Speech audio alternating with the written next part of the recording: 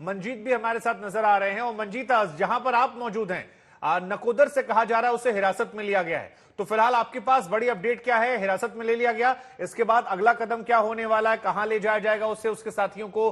और आज जब ये कार्रवाई हुई तो उसके इर्द गिर्द लोगों की संख्या हमें कम नजर आई। ये कैसे हुआ? इस पूरे जो ये गिरफ्तारी हुई है, इसे कैसे एग्जीक्यूट किया गया, जरा समझाइए इस बारे में। देखिए शुभांकर, हम लोग इस वक्त नकोदर के आसपास हैं और शाहकोट के बिल्कुल करीब हैं। हम देख रहे हैं पुलिस की दर्जन भर से ज्यादा गाड़ियां इस पूरे इलाके का चक्कर काट रही हैं और हम लगातार उनका पीछा कर रहे हैं। जहां तक आपने इस ऑपरेशन की बात की, ऑपरेशन सुबह तड़के ही शुरू हो गया था। पुलिस कल से ही इस इंतजार में थी, इस मौके पे थी कि उसे आज गिरफ्तार करना है, क्योंकि 19 तारीख से अमृतपाल सिंह को अपनी वहीर निकालनी थी। वहीर पंजाबी में एक धार्मिक यात्रा को कहते हैं, जब हम धर्म को प्रमोट करते हैं।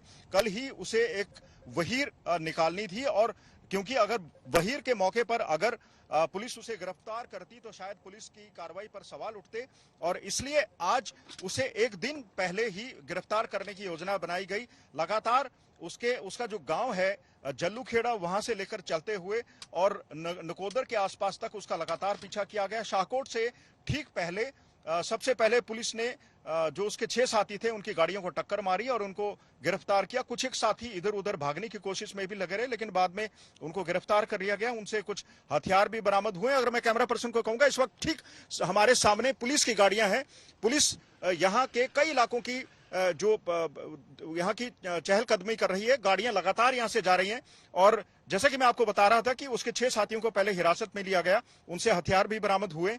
और उसके अलावा जब पुलिस लगातार 1-2 घंटा और अमृतपाल सिंह का पीछा करती रही, तो पुलिस के जो सूत्र थे हमें बता रहे थे कि उसने बीच में पुलिस को चकमा देने की कोशिश भी की। अपनी उसने गाड़ी बदल ली, दूसरी गाड़ी में बैठ गया और लगातार पुलिस को चकमा देता रहा, लेकिन आखिरकार नकोदर के करीब उसे हिरासत में पहले लिया गया। और उसके बाद अमृतपाल सिंह और उसके साथियों को पुलिस किसी एक अज्ञात जगह पर ले जा रही है, उससे बाकायदा पूछताछ होगी। हालांकि अभी पुलिस ने यह साफ नहीं किया कि कौन सी एफआईआर के तहत उसे गिरफ्तार किया गया है। उसके खिलाफ एक एफआईआर अजनाला थाना में कुछ दिन पहले हुई थी। किडनैपिंग का मामला उसके खिलाफ है, दर्ज किया गया था। राइटिंग का मामला दर्ज किया गया था। उसके साथियों के खिलाफ भी मामले दर्ज किए गए थे। तो अमृतपाल के कई साथी पहले ही पुलिस की हिरासत में है। जैसे सत्येंद्र बता रहे थे, उसके खासम खास को पिछले दिनों गिरफ्तार किया गया था। ठीक है, आप दोनों बने रहिए मेरे साथ। एक और अहम खबर आ रही है, दर्शकों को बता दें। तो अमृतपाल मामले को लेकर एक और बड़ी खबर सामने आ रही है। पुलिस की सहायता के लिए अलर्ट पर हैं अर्धसैनिक बल। ये देखिए नई जानकारी जो निकल कर आई। हालांकि G20 समिट को लेकर ही कई बटालियन जो हैं वो पहले से भेज दी गई थी, लेकिन खबर यही है कि पंजाब सरकार के संपर्क में गृह मंत्रालय है और पुलिस की सहायता के लिए अलर्ट पर अर्धसैनिक बल हैं, ताकि किसी प्रकार की स्थिति से निपटने के लिए हर तरह से इंतजाम पहले से ही हो, चाहे वो नाकेबंदी को लेकर हो। सत्येंद्र मेरे साथ लगातार बने हुए हैं। सत्येंद्र, G20 समिट के पहले जैसा आपने बताया भी था कि गृह मंत्रालय ने यहां पर कई बटालियन भेज दी थी ताकि स्थिति बनी रहे, लेकिन ऐसा लग रहा है कि वहीं से शायद प्री प्लान था कि G20 समिट खत्म हुई, उसके बाद जो अर्धसैनिक बल यहां पर आए थे सुरक्षा इंतजाम को लेकर, वो पंजाब की सुरक्षा व्यवस्था में लगे रहेंगे और अमृतपाल को दबोच लिया जाएगा, और वही ऐसा होता हुआ आज प्रतीत हो रहा है। शुभांकर, यहाँ पर बहुत सारी चीजों को समझना होगा। अमृतपाल एक साधारण व्यक्ति नहीं रहा था, बल्कि उसने कट्टरपंथियों की एक फौज अपने साथ खड़ी कर ली थी।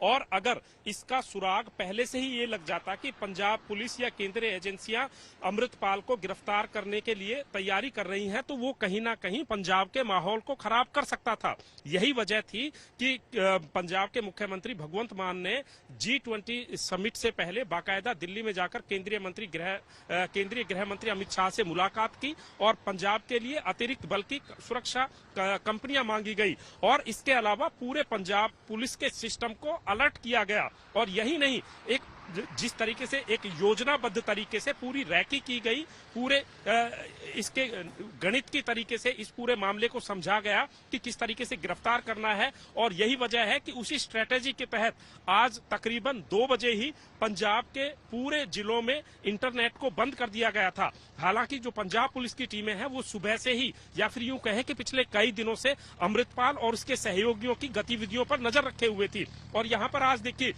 जब अमृतपाल को गिरफ्तार करने की या हिरासत में लेने की कोशिश की गई तो वहां पर भी उसने पुलिस को चकमा दिया, पुलिस की गाड़ी में टक्कर मारी और वहां से मोगा रोड पर भागा और वहीं से जो है उसके 6 सहयोगियों को पंजाब पुलिस ने गिरफ्तार किया। तो कुल मिलाकर एक तरफ अमृतपाल अपनी स्ट्रेटेजी बना रहा था तो दूसरी तरफ पंजाब पुलिस भी इस तरीके की रणनीति बनाने में लगी हुई थी कि कानून व्यवस्था खराब ना हो, चूंकि अमृतपाल के पीछे एक फॉलोअर्स की संख्या बढ़ती जा रही थी और उसका जीता जाता उदाहरण जो है वो हमने अजनाला में देखा।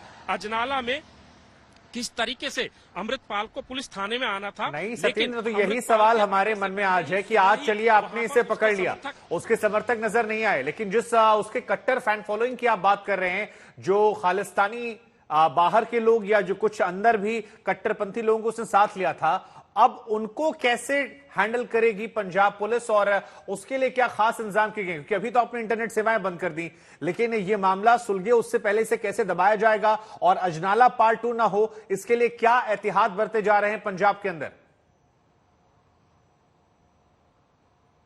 देखिए, एहतियात के तौर पर ही इंटरनेट को बंद किया गया है, क्योंकि इस तरह के जब मामले होते हैं तो इस तरह के मामलों में सबसे बड़ा हाथ होता है अफवाहों का, और अफवाहें कैसे फैलती हैं वो शायद एक पत्रकार से ज्यादा कोई नहीं जानता होगा। तो एक तो बड़ी सूझबूझ से सरकार ने ये काम किया है कि पहले ही इंटरनेट को बंद कर दिया गया, और अब जब ये खबर फैली है कि अमृतपाल को हिरासत में ले लिया गया है, उसके सहयोगियों को हिरासत में ले लिया गया है। देखिए, ये दरअसल अमृतपाल भी भीड़ का सहारा लेता था और उसका मुख्य मकसद वो जब भी भाषण देता था तो भाषण तब देता था जब उसके आसपास लोगों की भीड़ होती थी। यहाँ तक कि आप उसके पुराने वीडियोस देखिए, तस्वीरें देखिए, अमृतपाल जहां पर भी खड़ा होता, जिस मंच पर खड़ा होता है, उसके पीछे एक लंबी लिस्ट हथियार बंद लोगों की होती थी। तो कहीं ना कहीं जिस तरीके से भिंडरावाला अपने आप को मजबूत कर रहा था, उसी के कदमों पर अमृतपाल चल पड़ा था। यहां तक कि पंजाब पुलिस ने पीछे 800 से ज्यादा लाइसेंस जो है रद्द किए गए थे, और जो अमृतपाल के कई सहयोगी हैं उनके लाइसेंसों की भी जांच की गई थी। और बहुत सारे लोग इसके साथ ऐसे होते थे अमृतपाल के साथ जिनके पास किसी तरह का कोई लाइसेंस नहीं होता था और वो खुलेआम हथियार लेकर चलते थे। उनमें राइफलें भी शामिल हैं, तलवारें भी शामिल हैं। तो अब फिलहाल पंजाब पुलिस ने अमृतपाल को हिरासत में ले लिया है। अब सवाल खड़ा होता है कानून व्यवस्था का। फिलहाल इंटरनेट सेवाएं बंद हैं और पंजाब पुलिस के साथ साथ केंद्रीय अर्ध सैनिक बलों की एजेंसियां जो संवेदनशील इलाके हैं वहां पर तैनात हैं। और फिलहाल सबसे राहत की बात यह है कि कानून व्यवस्था के लिहाज से अभी तक कोई ऐसी खबर नहीं आई है पूरे पंजाब में, बल्कि सब कुछ शांतिपूर्वक तरीके से चल रहा है। जिस जगह पर मैं आप दोनों बने रहिए हमारे साथ।